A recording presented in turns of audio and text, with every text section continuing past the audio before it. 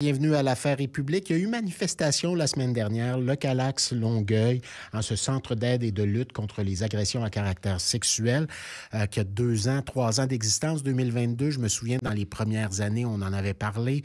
On l'a reçu aussi à quelques reprises, dont l'an dernier, si je ne m'abuse, avec le député Trudel pour un autre projet. Donc, fort important et installé depuis peu, manifestation devant les bureaux du ministre Carman vendredi dernier, parce que, la survie, on lutte pour notre survie du côté du Calax Longueuil. Pour en savoir davantage, elle est coordonnatrice à Calax Longueuil. Sylvie Langlais, bonjour. Bonjour. Alors, est-ce que j'exagère en parlant de survie du Calax? Pas du tout. Pas du tout. C'est vraiment la situation actuelle puis la situation qu'on vit depuis plus de 2 ans. Nous, il faut comprendre qu'on est un organisme communautaire à but non lucratif qui offre de l'aide, du soutien et de l'accompagnement aux femmes victimes d'une agression à caractère sexuel de 14 ans et plus. Donc, ce qui veut dire qu'on est financé par le ministère de la Santé et des Services sociaux sur une branche qui s'appelle le programme PESA, Programme de soutien aux organismes communautaires. OK. Et on reçoit 85 000 par année pour notre mission globale, c'est-à-dire accompagner les femmes, les soutenir, offrir différents services, répondre à leurs besoins, etc. On parle de combien de personnes qui y travaillent? Là, présentement, on a 4 intervenantes qui sont là à temps plein. Mais ce sont 4 intervenantes parce qu'on a des projets ponctuels. Okay. Présentement, on a un projet ponctuel jusqu'en 2026, si je ne me trompe pas, pour aller faire de la sensibilisation dans les écoles. Jusqu'à maintenant, l'intervenante a rencontré plus de 1900 étudiants de secondaire 2 à secondaire 5 pour les sensibiliser au mot consentement. Hein, on le sait, c'est un mot qui est bien, bien compliqué à comprendre. Donc, à toutes les fois que l'intervenante fait une sensibilisation dans une classe, automatiquement, il y a une jeune fille qui vient la voir. Comment je peux avoir des services, comment ça fonctionne, etc. Donc, etc. pertinent, crucial, important. Essentiel, effectivement. Mais Sylvie, là, vous parlez de 85 000 je voudrais juste bien comprendre. Parler de 85 000 par année au fonctionnement. Les projets ponctuels, donc qui payent les salaires des intervenantes, c'est autre chose. C'est d'autres enveloppes. Oui, c'est ça. Okay. Un projet ponctuel et comme faut faire celui... une demande. Oui. À tous les ans, il faut faire une demande. On est en train de travailler pour un autre, là, effectivement, qui serait bon pour 3 ans. On espère bien qu'on va pouvoir l'avoir. Mais ce qu'il faut comprendre, c'est que cette intervenante-là ne fait que ça de la sensibilisation. C'est comme... Mais tous les suivis qui en découlent, les demandes de services qui en découlent, ça fait partie de notre mission globale qui, elle, est financée à 85 000 par année. OK.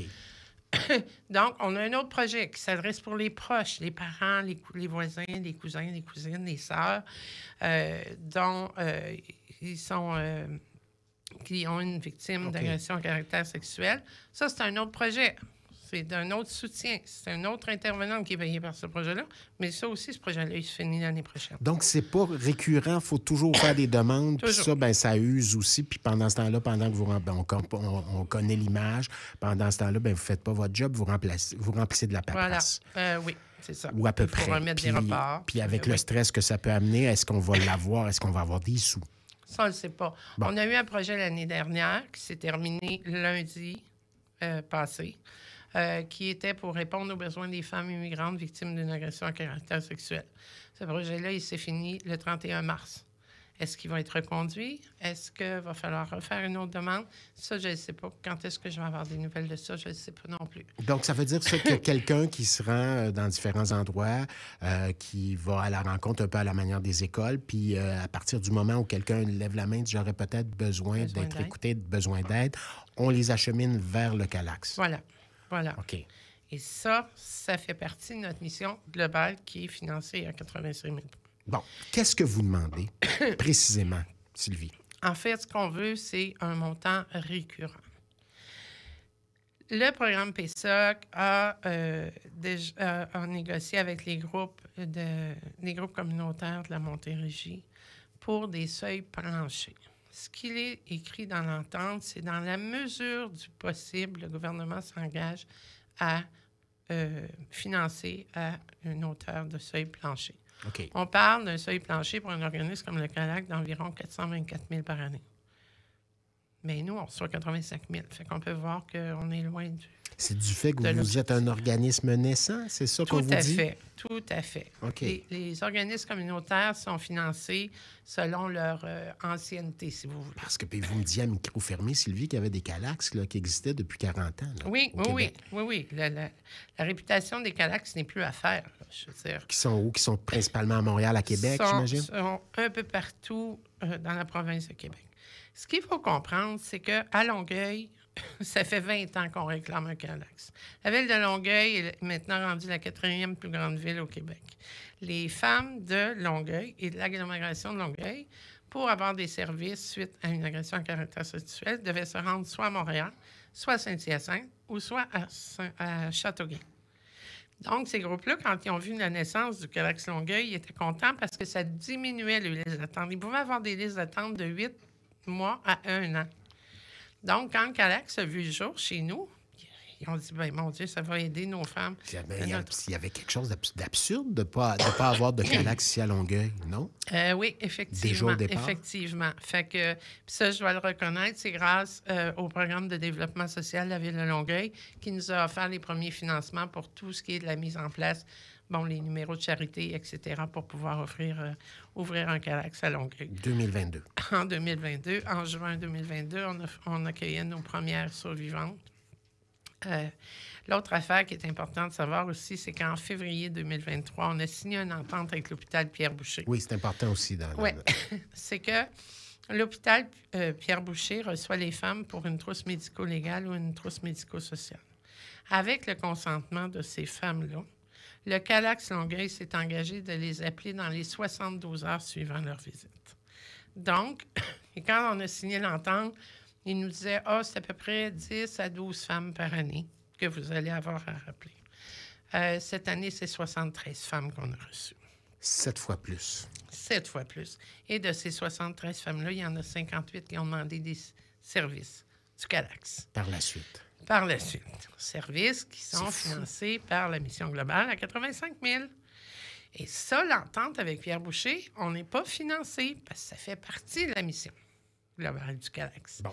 Fait que c'est ça qui devient comme, je vous dirais, surréaliste de dire ça n'a pas de bon sens, on ne peut pas continuer comme ça. Monsieur Carman, donc il y avait manifestation devant ses bureaux vendredi. Oui. On le rappelle, pour ceux et celles qui ne le sauraient pas, bien, il est non seulement député de Taillon, mais il est également ministre. Il est ministre responsable des services sociaux. Ouais. C'est de sa responsabilité.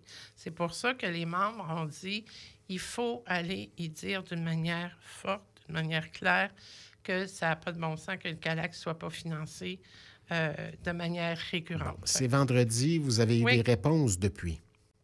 Non. Il y avait combien de dizaines de personnes? On était tout près de 100 personnes. Tout près de 100 personnes. On a des groupes qui sont venus. Le Calax de Valleyfield est venu nous appuyer. Le Calax de Châteauguay, de la CDC, les maisons d'hébergement, les centres de femmes, mais surtout des survivantes présentes et celles qui ont déjà eu les services du Calax. Ils nous ont remis des témoignages. Bon, par respect de confidentialité et de sécurité, c'est nous, les intervenants, qui les avons lus. Mm-hmm. Mais ce sont des témoignages. Puis les gens nous disaient après la suite, c'était très émouvant.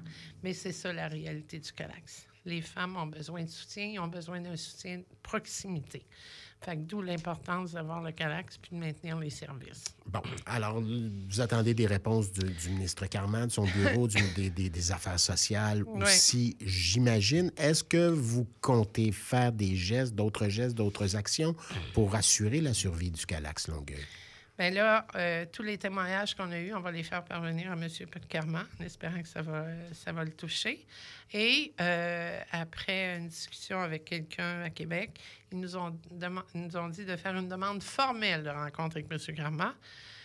J'espère que celle-là va fonctionner parce que je vous dirais que depuis l'automne dernier, j'essaye de rentrer en contact avec le bureau de M. Carman. On me rappelle, son attaché politique n'est pas disponible. Bon, les horaires ne fonctionnaient pas. C'est pour ça que nous, en mars, on a envoyé une lettre officielle à M. Carman, en copie conforme à M. Dubé et en copie conforme à Mme Biron, qui est la responsable de la condition féminine. OK. On parle de la survie qui est menacée. Est-ce que Sylvie Langlais, on le rappelle, est coordonnatrice au Calax Longueuil, la survie est menacée. Est-ce que vous usez votre monde? Est-ce qu'il y a un gros roulement au niveau du Calax à un moment donné? J'imagine quand on a bien des intervenants, des intervenantes qui sont là à un moment donné parce que c'est devenu inhumain comme roulement, est-ce que les gens quittent? On a une super belle équipe qui est comme là, moi, solide. qui y croit. On a un conseil d'administration qui est extraordinaire, qui nous soutient. Donc, oui, on a des moments où c'est pas facile parce que c'est une problématique qui est pas facile. Mais non, tout à fait. Hein? Mais on tient le coup, on y croit, puis les femmes sont avec nous autres, les survivantes sont avec nous autres, les membres sont avec nous autres. C'est elles, d'ailleurs, qui nous ont dit « ça suffit, on s'en va devant le bureau de M. Karma, on fait venir les médias et on dénonce la situation. C'est trop important, on veut pas perdre notre Parce caractère. qu'on parle d'agression à caractère sexuel, mais c'est très, très large comme Oui. définition. Oui, Hein? effectivement. Donc, parlons-en un peu. Là. Quelle est la définition d'agression sexuelle au sens le plus large? Ouais, c'est ça. Une Ouais, vous agression entendre à là-dessus? caractère Ouais. sexuel. Ça, c'est vraiment beaucoup plus large. Ça peut être des attouchements. On le voit, on entend parler des fois dans le métro, dans les autobus. Ça peut être une agression qui est aussi survenue dans l'enfance. Parce que notre CHEM, c'est souvent les jeunes, parce qu'on va dans les écoles, on va les sensibiliser, puis là, les jeunes filles se disent « Mon Dieu, ça m'est arrivé. » Mon demi-frère, mon J'ai frère... fermé les yeux, j'ai rien dit parce que... Je savais pas trop c'était quoi, puis Oui. je me disais, ben j'ai pas le choix, je suis une enfant, j'ai pas le pouvoir d'eux. Et on a beaucoup de femmes de 50 ans et plus qui disent, c'est assez. J'ai élevé ma famille, j'ai grandi avec ce traumatisme-là, maintenant je ressens le besoin d'en parler. Donc, C'est ce qu'on fait essentiellement au Calax. c'est ce qu'on fait au Calax. C'est qu'on les accueille. C'est de la relation d'aide. Oui, voilà, ce n'est pas de la thérapie. Nous, on regarde avec elles ce qu'elles ont besoin pour reprendre le contrôle de leur vie. Plusieurs femmes, après le traumatisme, ne dorment plus, se sentent coupables, ont honte, ont de la colère, de la difficulté au niveau de le corps. Donc, on va regarder avec elles pour qu'elles puissent se réapproprier cette vie-là, qu'elles puissent mieux dormir, se sentir moins coupables et puissent continuer une vie dite normale. Pouvoir aller travailler sans tout le temps avoir peur, pouvoir sortir dans les restaurants, sortir dans les bars. On le sait, avec le GHB et tout ça, ça devient comme compliqué. Les femmes craignent pour leur sécurité. Tout à fait. Donc, on parle de combien de femmes?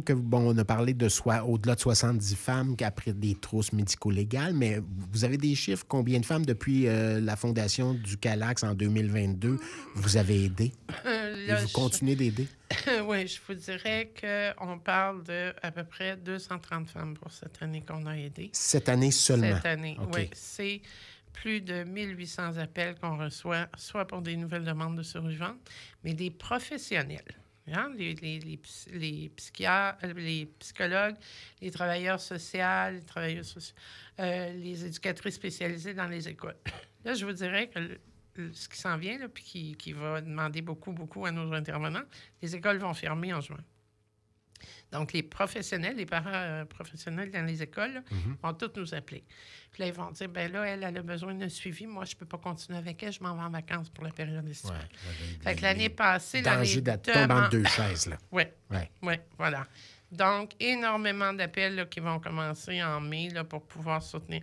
Tellement que l'année passée, on a décidé de mettre un groupe de soutien pour les jeunes ados pour pouvoir les soutenir parce qu'on ne pouvait pas répondre à la demande individuellement. Fait qu'on s'est dit, on va les regrouper ensemble pour qu'elles trouvent ensemble des outils. Parce que c'est ça aussi l'objectif du Calax. C'est le par et pour. On croit beaucoup au groupe de soutien. Ouais. Fait que oui, les femmes ont des suivis individuels, mais après ça, on les amène... La solidarité, hein, de oui. ça émerge, de là émerge Voilà. la confiance, de là la force, la prise Voilà. de pouvoir également. Tout à fait. C'est Bon. ça. Fait que c'est ce qu'on fait. Bon. Et là, présentement, au moment où on se parle, on a une trentaine de femmes sur la liste d'appel. On a encore fait usage de notre imagination. Ce qu'on offre, c'est tous les mercredis soirs, on offre des ateliers ouverts. C'est-à-dire qu'à chaque semaine, on parle d'un thème. La colère, la culpabilité, comment porter plainte, l'injustice, etc. Et ça, les femmes peuvent aller à ces ateliers-là pour prendre l'information, pour commencer tranquillement un processus de guérison. Parce que plusieurs commençaient à nous appeler puis disaient, ben là, j'ai placé une demande il y a 1 mois, il y a 2 mois. Oui, je sais, je suis désolée, manque de financement, on ne peut pas engager Les d'intervenants. ateliers sont donnés à quel endroit, Sylvie? L'adresse est C'est confidentielle. ça aussi, hein? Mais oui, c'est ça. Mais ils sont donnés dans Longueuil, très OK. accessibles en autobus. Je pense qu'il y a comme 8 autobus qui passent au coin de la rue.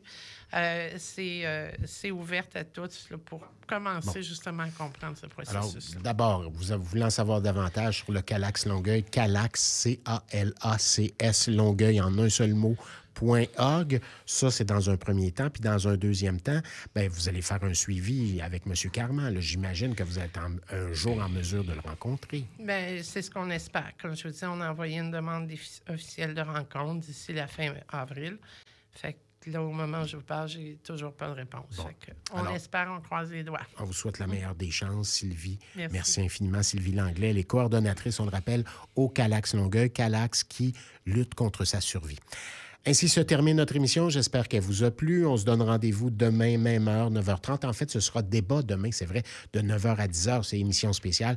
Vont se confronter candidats, candidates dans Longueuil-Saint-Hubert, là, donc le NPD, le Bloc québécois et le Parti libéral. Donc, un premier de 3 débats. Il y en aura un autre dans Charlemagne. Il y en aura aussi un autre dans Mont-Saint-Bruno, l'Acadie, Nouveau-Comté, qu'on appelait autrefois Montarville. Merci à vous et bon début de semaine, tout le monde.